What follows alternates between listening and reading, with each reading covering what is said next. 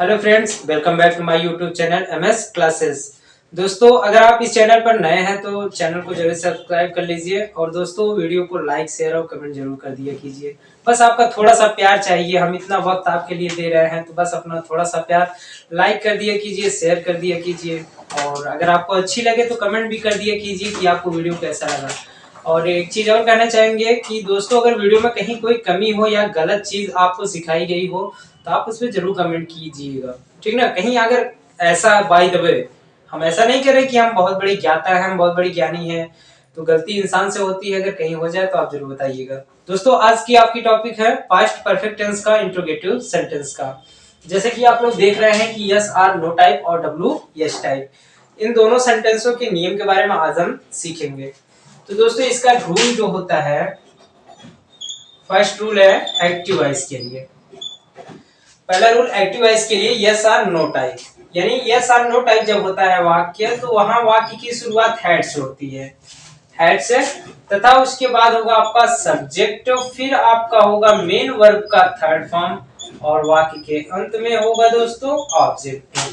Object के बाद कभी कभार बिफोर शब्द भी आ जाता है, जैसे कि हमने पहले वाले वीडियो के, जैसे इस टेंस के पहले वीडियो में जो हमने बताया था, बिफोर प्लस अदर वर्ड भी अगर आपका होता है, यानी अदर वर्ड भी अगर आपका होता है तो वाक्य के अंत में क्वेश्चन मार्क लगा रहेगा। तो यहीं से आपकी सबसे बड़ी पहचान बन जाएगी कि वाक्य की शुरुआत हेड से तथा वाक्य के अंत में क्वेश्चन मार्क होने पर आप ये यस आर नो टाइप बन जाएगा। और इसका नियम होता है, यानी पैसिव वॉइस में बदलने का, पैसिव वॉइस में बदलने का नियम होता है कि हेड को हेड में ही लिखेंगे, यानी इसमें इसके साइड क्रिया में कोई परिवर्तन नहीं किया जाता है। तथा यहाँ सब्जेक्ट है तो सब्जेक्ट चेंज कर लेता है अपना स्थान, यानी ऑब्जेक्ट आ जाएगा सब्जेक्ट के स्थान पर और फिर इसके साथ में जुड़ जाएगा दोस्तों बीन। और बीन जुड़ने के बाद मेन वर्ब का थर्ड फॉर्म कॉमन होता है तो मेन वर्ब का थर्ड फॉर्म हम लिख देंगे तथा वाक्य में नए सब्जेक्ट को नए ऑब्जेक्ट में बदलने से पहले बाई का प्रयोग करके उसके बाद सब्जेक्ट को हम बदल देते हैं ऑब्जेक्ट में, ठीक दोस्तों। तथा अगर आपका आगे भी वर्ड है तो वर्ड आप लिख दीजिए और वाक्य के अंत में क्वेश्चन मार्क लगा दीजिए। कहने का मतलब यहाँ पर जो डॉटेड लाइन है आप ये समझ लीजिए कॉम्प्लीमेंट, ठीक दोस्तों। तो यहाँ पर आप उसे लिख सकते हैं। दूसरा नियम इसका होता है दोस्तों, एक्टिव वॉइस में यदि वाक्य की शुरुआत क्वेश्चन वर्ड से हुई हो, किससे हुई हो दोस्तों, क्वेश्चन वर्ड से, फिर आपका हो सब्जेक्ट, क्या हो दोस्तों, सब्जेक्ट हो, और फिर आपका, सॉरी दोस्तों मिस्टेक हो गया थोड़ा सा, यहाँ सब्जेक्ट नहीं वाज रहेगा, head, question word plus head plus subject plus main verb का थर्ड फॉर्म और पुनः आपका हो ऑब्जेक्ट, वाक्य के अंत में क्वेश्चन मार्क। तो पैसिव वॉइस में बदलेंगे दोस्तों, सर्वप्रथम पैसिव वॉइस में बदलते समय क्वेश्चन वर्ड सब वही रहते हैं और फिर हेड भी वही रहेगा, इसमें कोई परिवर्तन नहीं। ऑब्जेक्ट जो है सब्जेक्ट का स्थान परिवर्तित करके स्वयं आ जाएगा तथा इसमें जुड़ जाएगा बीन और मेन वर्ब का थर्ड फॉर्म कॉमन होता है तो जो वर्ब रहेगा वही ला के लिख देंगे और सब्जेक्ट को ऑब्जेक्ट में बनाने से पहले बाई का प्रयोग करके नए सब्जेक्ट को ऑब्जेक्ट के रूप में लिख देंगे। और तीसरा नियम आपका ये बन जाता है, इसको आप याद रखिएगा कि यदि वाक्य में हु आए, क्या है दोस्तों, हु, तो हु चेंज हो जाता है बाई हुम में, बाई हुम में। और दोस्तों अगर आपका हुम आता है, हुम, तो ये चेंज हो जाता है सिर्फ और सिर्फ हुम में, ठीक दोस्तों। इस चीज को नोट कर लीजिएगा आप, या नोट मतलब ध्यान देने वाली तथ्य है ये आपका नोट में, तो इसे आप याद कर लीजिएगा कि हु चेंज हो जाता है बाई हुम में और हुम चेंज हो जाता है हुम में। ये जो महत्वपूर्ण तथ्य होते हैं इसलिए आप इसे नोट कर लीजिएगा और याद रखिएगा। दोस्तों नियम का स्क्रीनशॉट ले लीजिए, आगे हम आपको एग्जांपल के बारे में एक्सप्लेन करते हैं।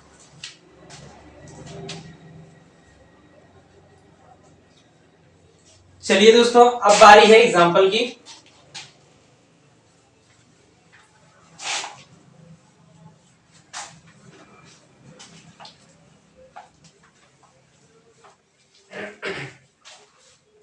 चलिए दोस्तों, इसमें पहला एग्जांपल हमने लिया है, for example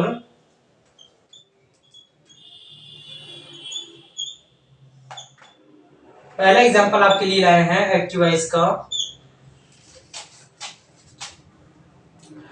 Had you not had you not had you not told the truth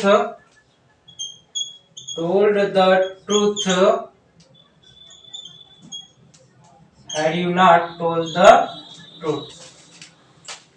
ये आपका पहला सेंटेंस है दोस्तों, इसे पैसिव वॉइस में चेंज करना है। वाक्य की शुरुआत हैड से हुई है, वाक्य के अंत में क्वेश्चन मार्क। हमने ये भी बताया था कि हैड के साथ में मेन वर्ब का थर्ड फॉर्म होने पर यह आपका पास्ट परफेक्ट टेंस हो जाता है। अब पैसिव वॉइस में चेंज करेंगे दोस्तों, तो पैसिव वॉइस में चेंज करने के लिए आपका हैड ही रहता है। अब ये जो ऑब्जेक्ट है, ऑब्जेक्ट आपका है द ट्रूथ, तो ये बन जाएगा सब्जेक्ट। Had the truth. अब इसके बाद नॉट का प्रयोग किया जाएगा। नॉट का प्रयोग करने के बाद बीन इसमें जोड़ा जाता है। Had the truth not been told, यानी मेन वर्ब का थर्ड फॉर्म टोल्ड, और ऑब्जेक्ट आपका बन जाएगा बाय यू, यानी सब्जेक्ट बन जाएगा आपका ऑब्जेक्ट। इस प्रकार से ये पैसिव वॉइस कंप्लीट होता है दोस्तों। अगला एग्जांपल है where had they kept my bag. Active voice है where had they kept my bag. ठीक दोस्तों, where had they kept my bag. इस सेंटेंस में वाक्य की शुरुआत प्रश्नवाचक शब्द से हुई है, फिर सहायक क्रिया, फिर सब्जेक्ट, मेन वर्ब का थर्ड फॉर्म, और फिर है आपका ऑब्जेक्ट। तो पैसिव वॉइस में बदलने के लिए क्वेश्चन वर्ड जो रहता है वही हम लिखते हैं, सिर्फ एक क्वेश्चन वर्ड चेंज होता है। अभी आपको बताया गया हु चेंज होता है बाय हुम में, और हुम चेंज होता है हु में। तो यहाँ पर वेयर तो हो जाएगा वेयर, और हैड और दे के स्थान पर यानी आ जाएगा माई बैग, ऑब्जेक्ट बन जाएगा subject. Where had my bag, और इसमें जुड़ेगा दोस्तों बीन, तथा मेन वर्ब का थर्ड फॉर्म केप्ट बाई, और ऑब्जेक्ट आपका बन जाएगा दे का देम। तो इस प्रकार से ये भी कंप्लीट हो जाता है कि where had my bag been kept by them. अगला सेंटेंस है तीसरा सेंटेंस है दोस्तों who had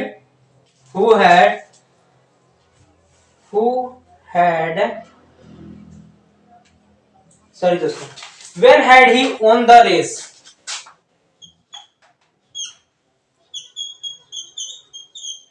when had he won the race। इसमें भी देखिए दोस्तों सेम पहले वाले की जैसा है, तो पैसिव वॉइस में चेंज करेंगे तो when क्वेश्चन वर्ड जो है वही रहेगा when, फिर उसके बाद सहायक क्रिया हैड, तथा इसका स्थान ले लेगा रेस, क्योंकि ऑब्जेक्ट है। when had the race, इसमें जुड़ेगा been. when had the race been, own का ये खुद थर्ड फॉर्म है own by, और ही का हो जाएगा। इस प्रकार से ये भी पैसिव वॉइस कंप्लीट होता है दोस्तों। तो आप इसे नोट कर लीजिए या फिर स्क्रीनशॉट ले लीजिए, और आगे आपको कुछ और एग्जांपल्स के बारे में बताया जाए। स्क्रीनशॉट ले लीजिए दोस्तों, इरेज कर रहे हैं दोस्तों।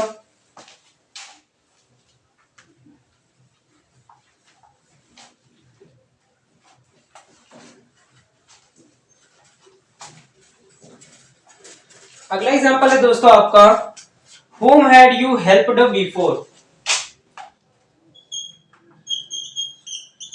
whom had you helped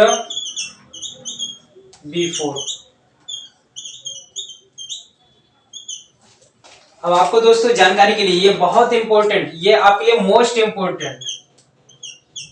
important sentence है ये पैसिव वॉइस का, इसको नोट कर लीजिए। ये अगर हुम आपका आता है, जैसे कि अभी हमने कुछ टाइम पहले आपको बताया था नियम में कि हु चेंज हो जाता है बाय हुम में, और हुम चेंज हो जाता है हु में। लेकिन आपको ये भी बता दें दोस्तों, नोट कर लीजिएगा कि जब वाक्य में हु है तो हु का मतलब वह होता है कर्ता। कर्ता का मतलब सब्जेक्ट होता है।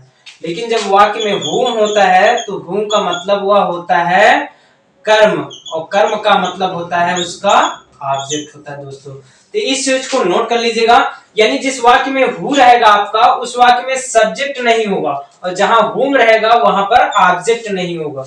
ठीक दोस्तों, यानी अगर who है तो सब्जेक्ट नहीं, whom है तो ऑब्जेक्ट नहीं। इस चीज को याद कर लीजिए आप। तो दोस्तों इसमें भी सेम उसी प्रकार से है, देखिए अब यहाँ कह रहे हैं कि whom had you helped before।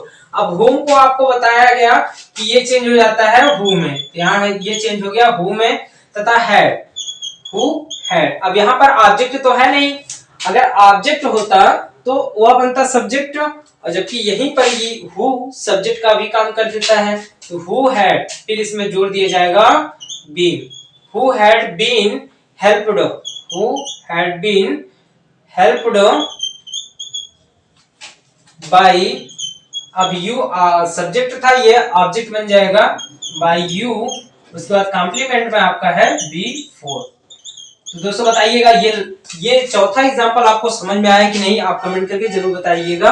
अगर ना समझ में आए तो आगे के टेंस में हम इस प्रकार का सेंटेंस लाएंगे, और नहीं तो आप एक एग्जांपल और देख लीजिए, whom had they consulted in this regard। पांचवा सेंटेंस है whom had they consulted, whom had they consulted in this regard। ठीक दोस्तों,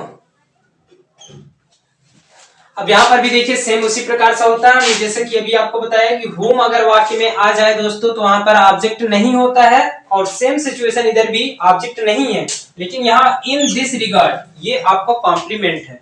क्या है दोस्तों? कॉम्प्लीमेंट है, इसे ध्यान में रखेंगे।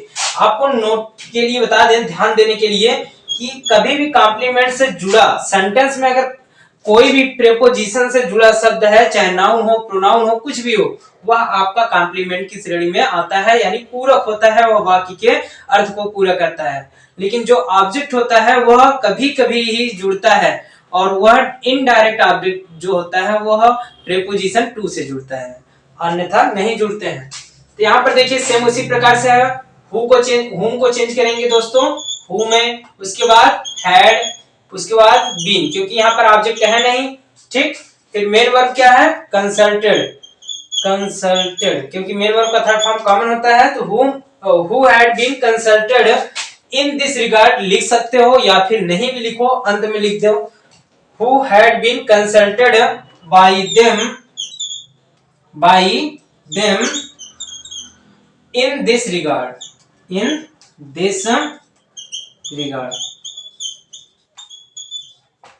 तो दोस्तों अगर वीडियो अच्छा लगा हो तो आप लाइक जरूर करें, और बताइएगा आपको ये दोनों सेंटेंस, यानी चौथा नंबर सेंटेंस और पांचवा नंबर सेंटेंस समझ में आया कि नहीं आया। दोस्तों अगर आपने वीडियो पूरा देखा है तो आपको ये जरूर समझ में आया होगा, यही आशा करते हैं। और दोस्तों पैसिव वॉइस में लगभग समाप्त होने को चला है, 2 टेंस और बचे हैं दोस्तों, लगभग 4 लेक्चर की वीडियो में आपका वो भी कंप्लीट हो जाएगा। तो फिर दोस्तों उसके बाद हम आपसे मुलाकात करेंगे इंग्लिश के महामैराथन कोर्स में, जो कि यूपी बोर्ड का एग्जाम के नजरिए से वह बहुत ही इंपॉर्टेंट है, और महामैराथन में आप अवश्य जुड़े। महामैराथन में जुड़ने से फायदा ये है आपका, एक तो आपको मॉडल मिल जाएगा, दूसरा आपको ट्रिक मिल जाएगा कि आपको सॉल्व कैसे करना है, और शुरुआती के 20 नंबर में आपको कैसे करना है, और कैसे वह शुरुआती के जो ऑप्शनल 20 नंबर होते हैं वहां से आप पाएंगे।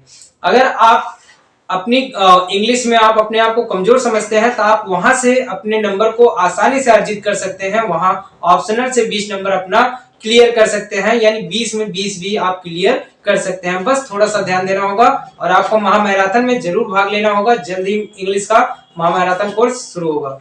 तो दोस्तों आज की वीडियो में, आज के लेक्चर में बस इतना ही।